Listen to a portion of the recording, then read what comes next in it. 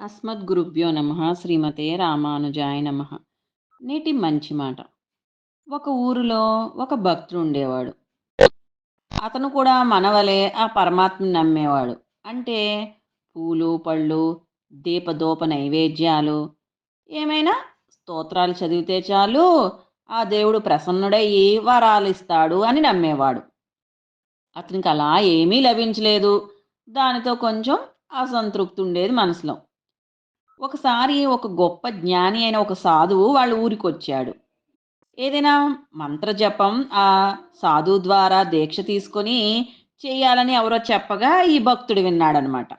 ఆ జ్ఞాని వచ్చారని తెలియగానే ఎంతో ఆశగా వెళ్ళి దర్శనం చేసుకొని తన కోరికను వెల్లడించాడు. ఆ సాధువు అంతా శాంతంగా విని, నేనలా ఎవరికీ దీక్ష ఇవ్వను, కానీ నీ తపన చూస్తుంటే అన్నాడు.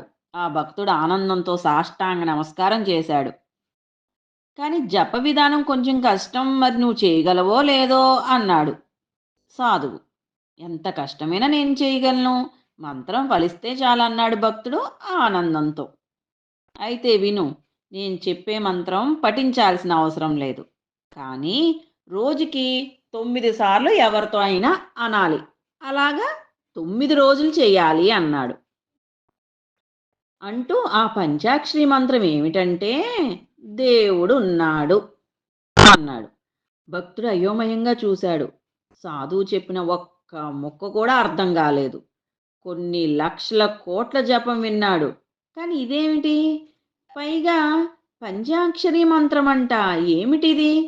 దేవుడున్నాడనే కదా రోజు పూజలు చేస్తుంది, మళ్ళీ ప్రత్యేకంగా చెప్పేదేముంది దీంట్లో అని పిచ్చివాడి కింద నన్ను జమకడతారేమో అనుకున్నాడు.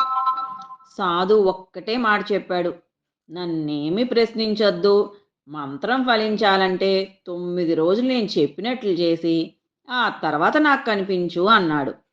భక్తుడు విచారంగా ఇంటికి వెళ్ళాడు. సమయం సందర్భం లేకుండా ఎవరితోనైనా దేవుడున్నాడు అని ఎలా అనడము అని అనుకున్నాడు.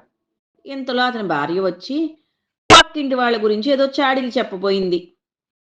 ఇతను అప్రయత్నంగా అన్నాడు దేవుడున్నాడు అని. అంతే, ఆమె ఒక్క క్షణం తత్తరపడిపోయి మాట్లాడకుండా లోపలికి వెళ్ళిపోయింది. ఇతనికి చాలా ఆనందం వేసింది. వెంటనే అతనికి ఏదో అర్థమైనట్లు, కానీ ఇంకా సరిగ్గా కానట్లు ఒక వింత భావన కలిగింది.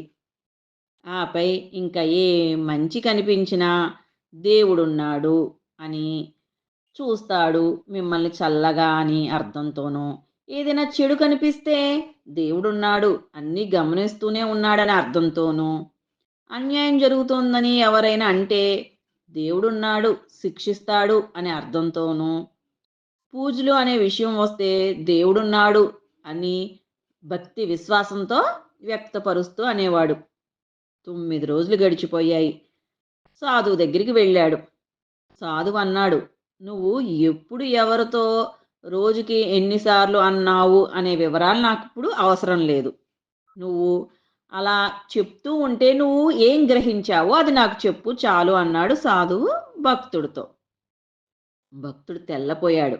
ఆయన వెంటనే తేరుకొని అన్నాడు, నాకు తెలిసింది ఏంటంటే దైవం సర్వాంతర్యామి. అతడు ఉన్నాడు, సర్వజ్ఞుడు. అతనికి తెలియనిది, మనం దాచగలిగేది ఏమీ లేదు. నిష్పక్షపాతంగా న్యాయ నిర్ణేతగా వ్యవహరిస్తాడు. దయా సాగరుడు, ఆనంద స్వరూపుడు. అతన్ని అలా చెప్తూ ఉంటే మధ్యలో ఆపి సాధువు అడిగాడు, ఇప్పుడు చెప్పు, నువ్వు దైవం నుంచి ఏం ఆశిస్తున్నావు అని.